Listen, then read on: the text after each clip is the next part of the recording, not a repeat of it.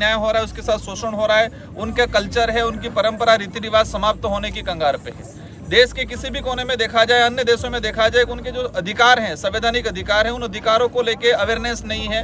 Plus जो भी government रही है वो उन अधिकारों को धरातल पे लागू करने का काम नहीं करती है। तो यूएनओ के द्वारा विश्व आदिवासी दिवस घोषित इसलिए किया गया था कि उनके कल्चर, उनकी परंपरा, रीति रिवाज का संरक्षण हो और आदिवासी समुदाय अपने आप को एक गौरवान्वित महसूस करे।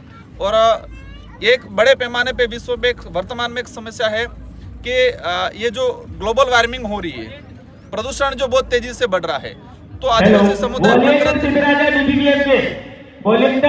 प्रकृति के साथ जुड़ा हुआ आदिवासी समुदाय, तो प्रकृति को बचाना है तो आदिवासी समुदाय को संरक्षण करना पड़ेगा।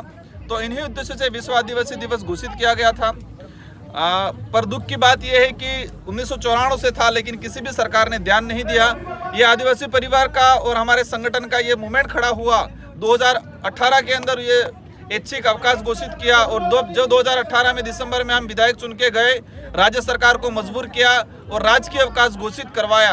और एक ये ऐतिहासिक पहल हुई थी हमारे द्वारा, राजस्थान के अंदर राजकीय अवकाश घोषित हुआ। उसी वजह से पूरे देश के अन्य राज्यों के अंदर भी आज राजकीय अवकाश है और पूरे देश के अंदर विश्व आदिवासी दिवस धूमधाम से मनाया जा रहा है। किस प्रकार के कार्यक्रम होने जा रहे हैं आज यहाँ पर? आदिवासी समुदाय के संवैधानिक जो अधिकार है उनको लेके वक्तव्य, उनके कल्चर, परंपरा, उनकी धार्मिक पद्धति को जीवित रखने को लेके वक्तव्य रहेगा।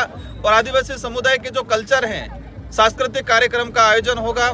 साथ ही मैं आप सबको अवगत कराना चाहूँगा कि विश्व आदिवासी दिवस के दिन मेरा जहाँ तक मानना है, अधिकतर समुदाय सब मिलकर इसको मनाने के लिए इच्छुक रहते हैं।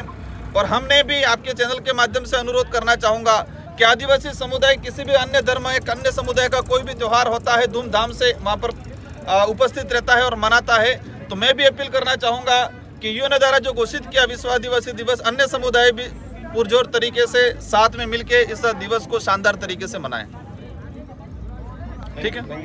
ये जो डूंगरपुर का जो आदिवासी फेस्टिवल है, आदिवासी विश्व आदिवासी दिवस है, वो धीरे धीरे विश्व में विख्यात होता जा रहा है। तो इस फेस्टिवल को केवल एक आप संस्था करवाती है या पूरा जिला प्रशासन करवाता है? जोहार, जय आदिवासी, जय बिल प्रदेश। आपको चैनल को लाख लाख जोहार।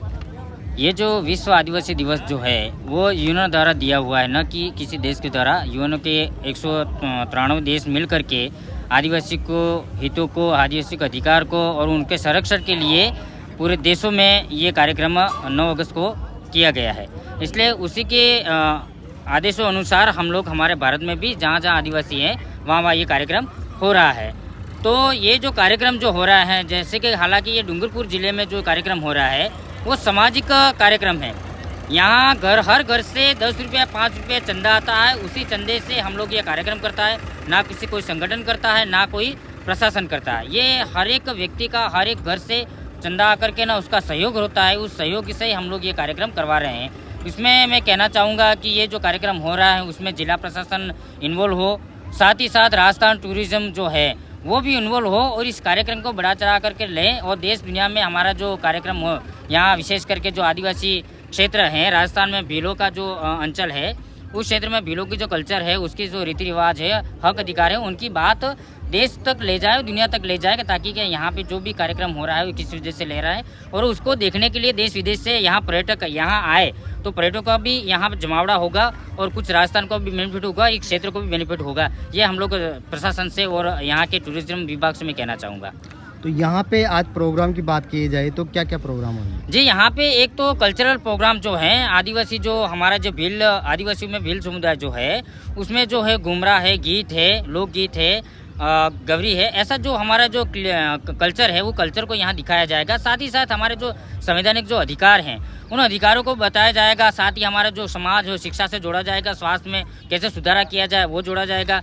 जैसे हमारे महापुरुष यहाँ हुए हैं, जो धर्मगुरु हुए हैं, उनके राह पे चलने के, जैसे गोविंद गुरु महाराज हैं, संत सुदामा महाराज हैं, माऊजी महाराज हैं, उनके जो वाणी है, उनके जो कथन है, उनके बारे में हम लोग बताएंगे ताकि उनसे भक्ति भी से जुड़े और हमारी शिक्षा भी जुड़े। भक्ति और शिक्षा और स्वास्थ्य पे ज़्यादातर हम लोग को भार देंगे और हमारे समाज समुदाय को आगे उभारने की और मुख्य धारा पे जोड़ने की हम लोग कोशिश करेंगे।